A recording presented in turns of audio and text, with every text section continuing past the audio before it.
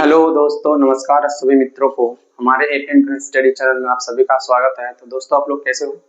I hope आप लोग अच्छे होंगे। दोस्तों, मैं जो आज टॉपिक लाया हूँ वो आपका साइंस से रिलेटेड कुछ टर्म है जिसके बारे में आपको मैं डीपली तरीके से बताऊंगा। और इससे पहले मैं आप सभी को ये कहना चाहता हूँ कि आप ये वीडियो अंत तक जरूर देखिएगा। आपको डेफिनेटली जो चीज पढ़े हैं उससे थोड़ा ज्यादा ही आपको समझ में आएंगे। ठीक है, तो आइए देखते हैं। हो सकता है कि इस चीज के बारे में आप लोग जानकारी रखते हो, फिर भी मैं इसको इसलिए लाया क्योंकि मैं थोड़ा इसको डीपली सर्च करके लाया हूं आपके समक्ष। तो देखते हैं सबसे पहले क्या है। सॉरी, पहला एक क्वेश्चन है। क्वेश्चन यह है कि कोशिका के आधार के बारे में निम्नलिखित कौन सा कथन सत्य है? सेल, हम लोग सेल के बारे में पढ़े। ये सेल है, ठीक है, इसको न्यूक्लियस बोलते हैं और ये सेल वॉल है। इस चीज को हम बोल देते हैं सेल। ठीक है, तो देखिए कोशिका के आकार के बारे में निम्नलिखित कौन सा कथन सत्य है? कोशिका का आकार उसके कार्य संबंधित होता है। मतलब इसका जो आंसर है, कोशिका का आकार उसके कार्य संबंधित होता है, ये बताया गया। तो ये इस चीज के बारे में हम लोग कैसे जानेंगे? हम लोग जानते हैं कि हमारा बॉडी जो बना हुआ है वो पूरी तरह सेल से ही बना हुआ है, पूरी तरह कोशिका से ही बना हुआ है। तो कोशिका, जितने भी कोशिका हमारे बॉडी में है, सबका अलग अलग कार्य, अलग अलग फंक्शन है।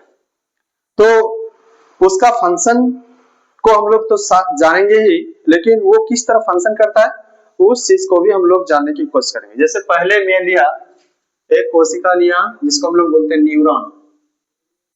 ठीक है, ये नर्वस सिस्टम में होता है। न्यूरॉन को अगर हम लोग फिगर आउट करेंगे तो किस तरह बनाएंगे? इस तरह ये बना दिए, ठीक है, इस तरह करके। और इसको थोड़ा बहुत फिगर आउट कर देते हैं, इस तरह बनाते हैं। तो ये है आपका, इसको हम लोग क्या बोलते हैं? Neuron, neuron cell. इसका जो लेंथ है, इसका लेंथ लगभग 1 मीटर तक होती है ना, हमारे बॉडी के अंदर। क्यों इसका लंबाई इतना ज्यादा क्यों होती है? क्योंकि ये हमारे बॉडी के अधिक दूरी तक ट्रेवल करने की क्षमता रखता है ना। इसके इसके अंदर जो भी वर्क होता है वो वर्क हमारे बॉडी के अंदर more and more distance travel करने की एफिशिएंट रखता है, जिसके कारण इसका जो कोशिका की लंबाई है सबसे अधिक है। ठीक है, हमारे बॉडी का जितने भी सेल्स है सबसे लंबा न्यूरॉन सेल ही होता है, ये आप सभी को पता है। तो ये हमारे बॉडी के अंदर जो भी बॉडी के एक्सटर्नल पार्ट से जो भी हमको सूचना मिलता है, इसी से होते हुए पूरे हमारे स्पाइनल कॉर्ड से होते हुए नर्वस सिस्टम में जाता है और वो हमको सूचित करता है। तो इसलिए ये हमारा इस तरह कार्य करता है, इस तरह फंक्शन करता है। ठीक है, तो देखिए ये चीज हमारे लिए कितना इंपॉर्टेंट है कि ये तो है, लेकिन ये काम कैसे करता है ये डिपेंड करता है इसके लंबाई पर। ठीक है, एक दूसरा वाला ले लेता हूं मैं, आरबीसी। आरबीसी को आप लोग जानते हैं, उसको हम लोग क्या बोलते हैं? Red blood sales. क्या बोलते हैं? इसके डिटेल्स नहीं पढ़ेंगे, सिर्फ बताएंगे कि इसमें किस तरह फंक्शन होता है, बस। Red blood cell, RBC. तो रेड ब्लड सेल्स का क्या काम है? देखिए इसका जो आकार है वो कुछ ऐसे होता है ना, इस तरह, ऐसे ऐसे। इसका आकार ऐसा क्यों होता है?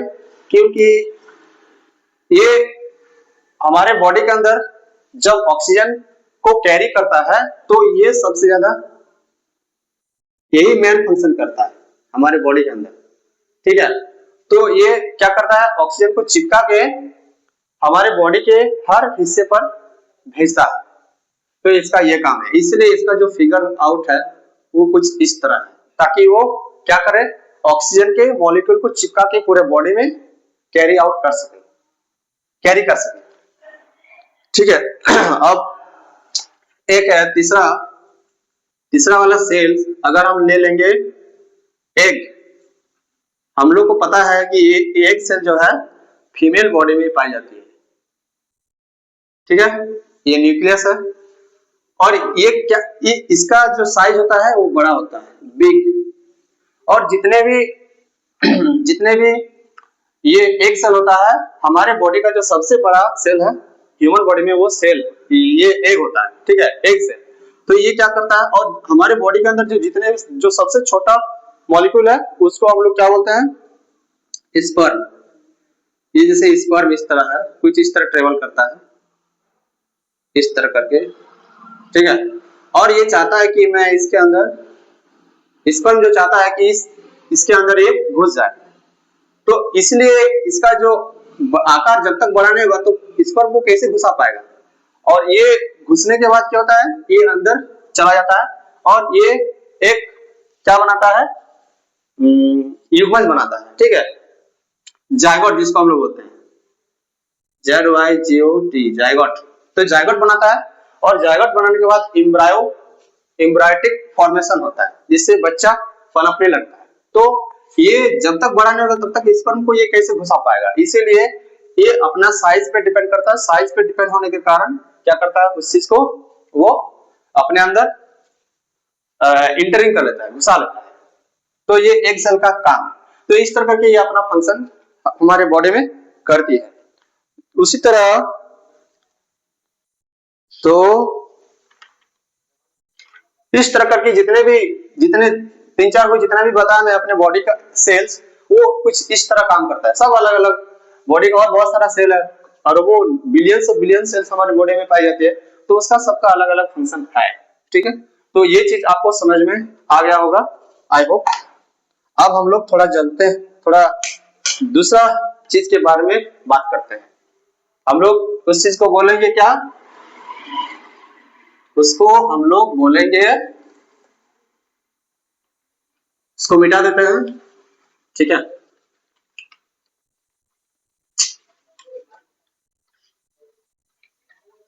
अब थोड़ा हम लोग ग्रेगर, जो Mendel the great grand father जो थे ग्रेगर मेंडल, उस चीज के बारे में उन्होंने क्या बताया।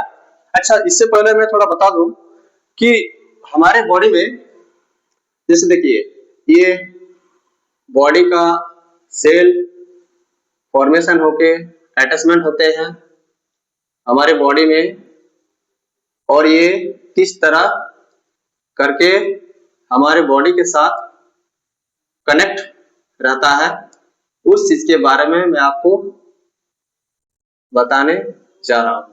ठीक है, तो ये है हमारे बॉडी का जो सेल्स है, जितने भी सेल है वो कुछ इस तरह करके फॉर्मेशन, आई मीन एडजॉइन रहता है। ठीक है, ऐसे और बनाऊंगा तो ये फिर से ये बनते जाएगा। और ये जो सेल है इसका सबका अपना अपना न्यूक्लियस होता है इस तरह करके।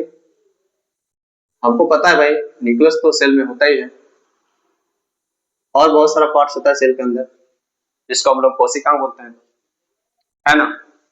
तो ये क्या है, ये हमारे बॉडी के अंदर सेल्स को एडजॉइंट करने का काम करता है। तो एडजॉइनिंग करता है, जो जुड़ा हुआ रहता है, उस जुड़ा हुआ प्रोसेस को हम लोग क्या बोलते हैं, उसको हम लोग बोल देते हैं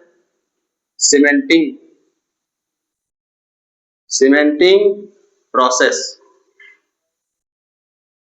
ठीक, तो सीमेंटिंग प्रोसेस, जो भी सेल एक दूसरे के साथ कनेक्ट रहता है, इस तरह करके कनेक्ट रहता है, उसको हम लोग क्या बोलते हैं, सीमेंटिंग प्रोसेस। ये जो एडजॉइनिंग करके रखता है, देखिए मान लीजिए हम घर बना रहे हैं, ठीक है, ब्रिक्स का घर बना रहा हूं, तो ये क्या करता है, ये एक दूसरे के साथ इस तरह जॉइंट होता है ना। आप लोग ब्रिक्स का घर बनाते हुए देखे होंगे, तो इस तरह करके क्या होता है, जॉइंटेड रहता है। जुड़ा हुआ रहता है इस तरह। ये किससे जुड़ा रहता है? तो इसको हम लोग सीमेंट से जोड़ते हैं, एडजॉइन करते हैं, ठीक है, सीमेंट से एडजॉइन करते हैं। तो ये भी हमारे बॉडी के जितने भी सेल होता है वो भी सीमेंटिंग प्रोसेस से ही एडजॉइन होता है ना। जितने भी सेल हमारे बॉडी का बिलियन सेल एक दूसरे के साथ कनेक्टेड है वो सीमेंटिंग प्रोसेस से ही जुड़ा हुआ है। ये इसका क्या है? ये इसका एक तरह का फंक्शन आप लोग बोल सकते हैं। आई मीन है ही, क्योंकि ये जुड़ा हुआ तो एक तरह का काम ही है ना। तो काम हमारे बॉडी में हो रहा है, एडजॉइनिंग हो रहा है, तो सीमेंटिंग प्रोसेस से हो रहा है। तो ये अब हम लोग देखते हैं, थोड़ा सा देखते हैं कितना टाइम हो गया, ज्यादा वीडियो को लॉन्ग नहीं करेंगे, 10 मिनट्स हो गया है। हम थोड़ा बता रहे हैं आपको ग्रेगर मेंडल के बारे में, ठीक है। ये लगभग 18वीं सदी का बात है ना, 18वीं सदी का बात है। तो ग्रेगर मेंडल ने क्या बताया, मेंडल के अनुसार जब एक लंबे मटर के पौधे बड़ा टी का संकरण एक छोटे मटर पौधे के छोटे टी के साथ किया जाता है तो F1 पीढ़ी का संतान किस तरह होगा। तो देखिए इन्होंने 2 गो टी लिया और इसमें भी 2 गो टी लिया, लेकिन अब प्रश्न ये आता है, बात ये आती है कि ये जो टी मटर का पौधे को ही क्यों चूज किया।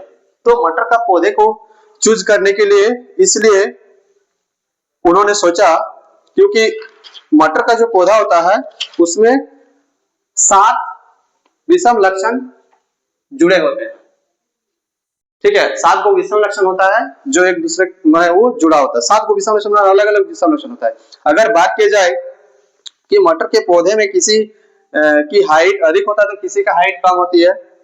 कुछ मटर के पौधे में फूलों का रंग बैंगनी होता है तो कुछ क्या होता है, सफेद होता है। कुछ मटर के पौधे का बीज गोलाकार होता है तो कुछ मटर के पौधे का बीज रिंकल होता है, झुर्रीदार होता है। तो इस तरह बहुत सारी चीज, 7 गो चीज को वो विषम लक्षण देखा उसका। तो और उसका जो टाइम लाइफ टाइम जो स्पान है वो बहुत ही कम है और अपने लाइफ में वो वेरियस कैटेगरीज का क्या किया जा सकता है, एक्सपेरिमेंट कर सकते हैं, क्रॉसिंग कर सकते हैं। इसीलिए उन्होंने मटर का पौधा को चूज किया।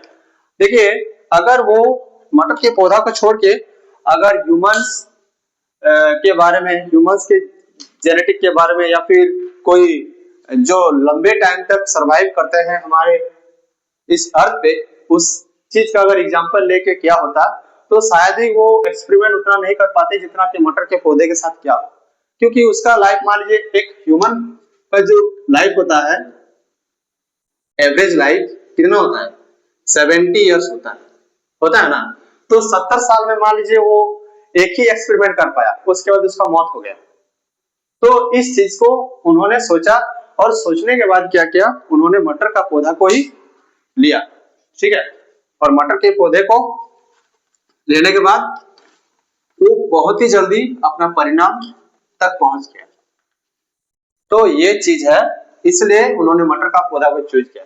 अब देखिए अगर हम इसको क्रॉस करेंगे तो स्मॉल टी के साथ, कैपिटल टी के साथ स्मॉल टी को क्रॉस करेंगे तो ये क्या देगा, टी टी। वापस से इसको फिर से कैपिटल टी से हम लोग स्मॉल टी को दूसरी बार जोड़ेंगे तो ये भी हमको टी टी देगा।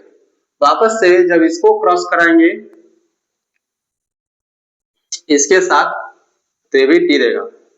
फिर वापस से जब इसको इसके साथ कराएंगे तो ये भी टी देगा। मतलब इस सिस्टम को वो नाम दिया पीढ़ी F1, ठीक, F1 पीढ़ी नाम दे दिया गया इसका। और इसमें पाया गया, इसमें जो रिजल्ट मिला उसको कि जो भी मटर का पौधा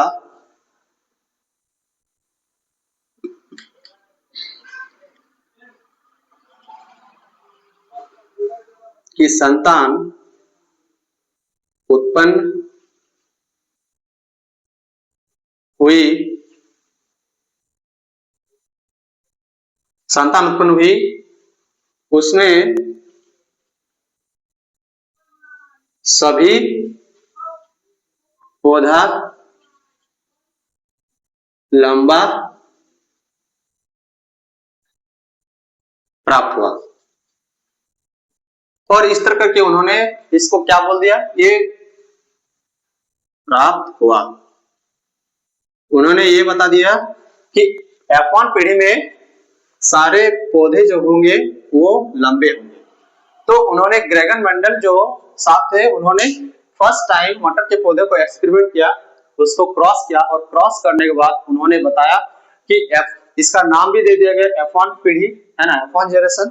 और F1 जनरेशन को नाम देने के बाद बताया कि जितने भी प्लांट है वो सारे क्या होंगे, लंबे लंबे होंगे। तो इस तरह करके उन्होंने इस चीज के बारे में एक्सप्लेनेशन किया। ठीक है, तो ये चीज है। ठीक है दोस्तों, तो ये बात मैं यहीं पर खत्म करता हूं। तो इतना सारा चीज आपको हो सके बहुत अच्छे से समझ में आ गए होंगे। आप लोग जरूर देखिएगा इसको लास्ट तक और अपने दोस्तों के साथ शेयर कीजिएगा। ठीक है, और इस तरह मैं आपके सामने नया नया वीडियो लाते रहूंगा और उसको डीपली बताने के लिए कोशिश करूंगा। दोस्तों मैं आपसे रिक्वेस्ट करता हूं कि मेरे चैनल को थोड़ा आप लोग सपोर्ट कीजिए और अपने दोस्तों के साथ शेयर कीजिए, क्योंकि आप ही लोग जो है हमारे चैनल को आप सपोर्ट करके ग्रो करा सकते हैं।